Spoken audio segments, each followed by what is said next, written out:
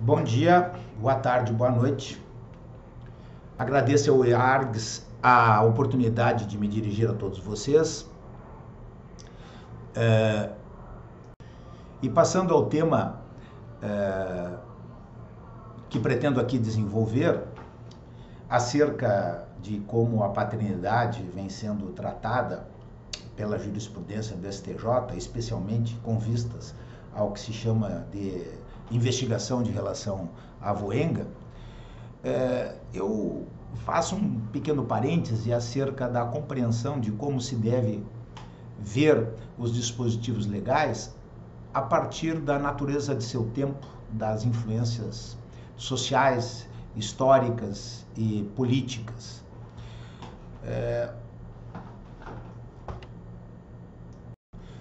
O Estado Federal Brasileiro somente se transformou em Estado laico a partir do advento da República no final do século XIX. Eventos históricos conhecidos por todos nós, e não por outra razão, naquela oportunidade foi necessária a abertura de Assembleia Constituinte e votação de nova Constituição, bem como conceder ao país nova legislação que possa regular as relações civis a partir do modelo republicano. É justamente por isso que, a partir do final do século XIX, se passou a discutir um novo Código Civil Brasileiro, cujo projeto foi apresentado ao Congresso Nacional no ano de 1899. Naquela época, não é necessário lembrar a preocupação fundamental, quer das instituições como da sociedade e da cultura, era a proteção integral à família contra perturbações externas que poderiam advir, por exemplo, de vínculos de filiação externos ao casamento, na chamada filiação ilegítima, e ainda mais quando estes filhos fossem concebidos de forma absolutamente espúria, tal como previa o Código Civil de 1916, com referência aos filhos incestuosos e adulterinos. O artigo 358 do Código Civil, como os antigos devem lembrar, o famigerado artigo 358, previa o seguinte: os filhos incestuosos e os adulterinos não podem ser reconhecidos. Essa disposição legal, que sempre provocou grande desconforto na comunidade jurídica, acabou sendo revogada por legislação anterior ao Código Civil de 2002, a Lei 7.841 de 1989. Mas não paravam aí, nesse dispositivo legal, as preocupações do legislador no início do século XX, no sentido de evitar perturbações na família que pudessem decorrer de vínculos de paternidade externos. Vejamos, por exemplo, que dispunha o artigo 359 do Código Civil de 16. Dizia o seguinte: o filho ilegítimo, ou seja, aquele não havido na constância do casamento, reconhecido por um dos cônjuges, não poderá residir no lar conjugal sem o consentimento do outro. Vejam aqui essa preocupação estampada de que a família, nos termos e no modelo estabelecido no final do século XIX, início do século XX, com todas as influências políticas e religiosas, não poderia ser perturbada. É bom lembrar que quando a instauração da República, a proclamação da República veio ao Brasil, não foram poucas as reações a esse modelo republicano. No ano de 1897, tivemos a Guerra de Canudos, liderada por Antônio Conselheiro, lá no interior da Bahia, cujas reivindicações naquela oportunidade giravam em torno do retorno do Estado religioso, no sentido de que o estamento religioso voltasse a pertencer ao Estado, e inclusive o retorno ao casamento religioso, né? Já que a partir da República o casamento civil passou a predominar. E não por outra razão, mesmo o casamento civil, posteriormente teve que ser objeto de legislação específica no sentido da conversão do casamento religioso em casamento civil, tal era o apego da sociedade da época com o casamento religioso, aquele que era presidido na maior parte dos casos sem preocupação com a sua conversão em casamento civil. Se nós olharmos para o Código Civil de 2002 e nos ativermos exclusivamente à data em que a lei foi promulgada, não entenderemos todas as influências que existiam e acabaram sendo consagradas por aquela lei. É que o Código Civil de 2002, na verdade, o seu projeto foi apresentado ao Congresso Nacional ainda nos anos 1970. É preciso distinguir, em função da velocidade com que as alterações de costume e as alterações institucionais e principalmente da ciência informam a sociedade, que o país, o Brasil, a sociedade brasileira do início dos anos 2000 era muito diferente do país dos anos 1970, ainda no início do regime militar que foi objeto da Revolução ou do golpe de 1964. Daí porque o Código Civil, notadamente em matéria de família, ainda incorporou muitas das preocupações com relação à preservação da estabilidade das relações familiares que eram objeto de preocupação do Código Civil de 16.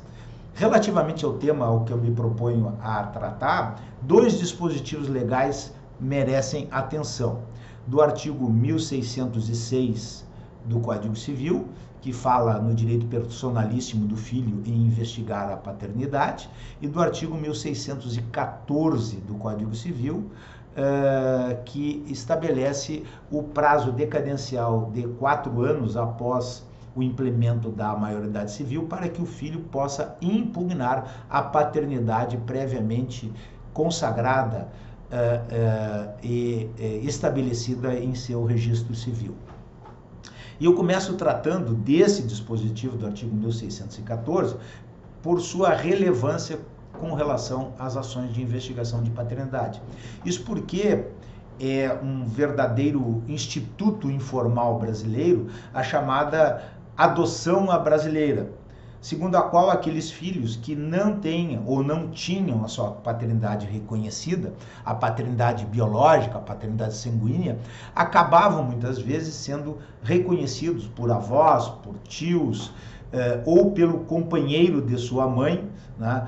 cuja união teve início posteriormente ao seu nascimento, né. Era uma espécie de tradição brasileira, mas que gerava um problema jurídico relevante quando aquele filho, ao longo da sua vida, muitas vezes por ocasião de sua idade adulta, e às vezes até tardiamente, eu mesmo conheço muitas investigações de paternidade que foram propostas quando o investigante já era idoso, adulto com mais de 60 ou 70 anos, em investigar essa paternidade, quando já passado o prazo quadrienal, para esse prazo de decadência, contado nos 4 anos posteriores à sua maioridade civil, na hipótese em que ele já tinha a paternidade reconhecida em seu assento de nascimento. Durante muito tempo se debateu na jurisprudência a possibilidade daquele que não impugnou a paternidade no referido prazo decadencial ingressar com a ação de investigação de paternidade contra o seu genitor sanguíneo. O debate foi amplo, durou alguns anos, até que o Superior Tribunal de Justiça começou a mandar sinais de que aquele dispositivo legal deveria ter seu alcance mitigado. Eu encontro aqui, por exemplo, precedente do ano de 2006 e precedente também do ano de 2008, dizendo o seguinte: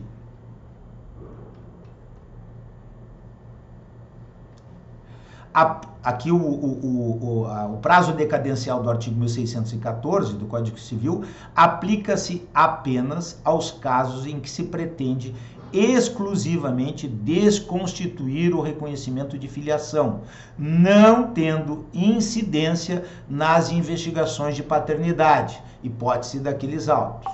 Esse entendimento acabou se consagrando no STJ, de modo a deixar claro que aquele que não impugnou no prazo decadencial de 4 anos a sua paternidade está inteiramente autorizado a promover a investigação de paternidade contra o pai sanguíneo, ainda que, como consequência dessa demanda, aquele vínculo de paternidade originalmente estabelecido seja anulado. De modo que o entendimento do STJ acabou por mitigar e, em grande medida, o disposto do artigo 1614 do Código Civil. Mas a segunda pergunta que se impõe é a seguinte: e se esse filho, que não foi reconhecido pelo seu pai sanguíneo, falece sem promover a ação de investigação de paternidade? Qual o direito dos netos em fazê-lo, em razão do disposto no artigo 1606, esse é o parágrafo único do Código Civil, que eu passo a ler. Diz o artigo 1606: a ação de prova de filiação compete ao filho, enquanto viver, passando aos herdeiros se ele morrer menor ou incapaz. Parágrafo único. Se iniciada a ação pelo filho, os herdeiros poderão continuá-la, salvo se julgado extinto o processo. Estabelece, pois, o artigo 1606, não revogado, que está plenamente em vigor, que se cuida de uma ação personalíssima do filho, que somente se transmite aos herdeiros se ele morrer menor ou incapaz, ou se ele promover a ação enquanto vivo, evidentemente, mas essa ação não tiver tido o seu termo ainda em vida pelo investigante. Essa natureza personalíssima da demanda também acabou sendo mitigada pela jurisprudência do STJ. Acerca do tema se encontram já precedentes do ano de 2005, no recurso especial número 604.154, que diz o seguinte em sua ementa: é juridicamente possível o pedido dos netos formulado contra o avô, os herdeiros deste, os seus herdeiros deste, visando o reconhecimento da relação jurídica da relação avoenga. Contudo, o precedente efetivamente paradigmático nós vamos encontrar no recurso especial 807.849, julgado a 24 de março de 2010, publicado no dia 6 de agosto daquele mesmo ano de 2010, sob a relatoria da ministra Nancy Andrighi. Eu passo aqui a ler algumas partes do acórdão para que nós tenhamos ideia do alcance daquela decisão e que vem sendo utilizada como paradigma para as ações dessa natureza. Diz o seguinte: se o pai não propôs a ação investigatória quando em vida, a via do processo encontra-se aberta aos seus filhos, a possibilitar o reconhecimento da relação avoenga. Exigem-se certamente provas hábeis, que deverão ser produzidas ao longo do processo, mas não se pode despojar do solo adequado uma semente que apresenta probabilidades de germinar, lançando mão da negativa de acesso ao judiciário no terreno estéril da carência de ação. Segue. O pai, ao falecer, sem investigar sua paternidade, deixou a certidão de nascimento de seus descendentes com espaço destinado ao casal de avós paternos em branco, o que já se mostra suficiente para justificar a pretensão de que seja declarada a relação avoenga e, por consequência, o reconhecimento de toda a linha ancestral paterna com reflexos no direito de herança. Mas A preservação da memória dos mortos não pode se sobrepor à tutela dos direitos dos vivos, que, ao se depararem com inusitado vácuo no tronco ancestral paterna, vêm perante o Poder Judiciário deduzir pleito para que a linha ascendente lacunosa seja devidamente preenchida. Finalmente, as relações de família, tal como reguladas pelo direito, ao considerarem a possibilidade de reconhecimento amplo de parentesco na linha reta, ao outorgarem aos descendentes direitos sucessórios na qualidade de herdeiros necessários e resguardando-lhes a legítima, e por fim, ao reconhecerem como família monoparental a comunidade formada pelos pais e seus descendentes, inequivocamente movem-se no sentido de assegurar a possibilidade de que sejam declaradas relações de parentesco pelo judiciário para além das hipóteses de filiação. O que se nota deste precedente de 2010 é que naquela hipótese foi permitida a investigação de relação avoenga, mas na peculiaridade do caso na época apreciado, como se nota pela leitura da ementa, pois o filho faleceu sem investigar a paternidade, né, em relação ao seu pai, contra quem os netos promoveram a ação de reconhecimento de relação avoenga. E naquela peculiar hipótese, bem delineada pela ementa, o STJ acabou afastando a incidência do referido artigo 1606, esse é o parágrafo único, que considera personalíssima do filho a ação para investigar a paternidade e que somente pode ser prosseguida pelos seus descendentes se ele ajuizou e faleceu no curso da demanda. Contudo, mais recentemente, e agora eu me refiro a julgamento deste ano de 2021, no dia 27 de abril do ano de 2021, no recurso especial número 1.889.495, novamente o STJ se deparou com a mesma questão, mas com modificação dessa peculiaridade, em caso em que os netos promoveram a ação de investigação de relação avoenga,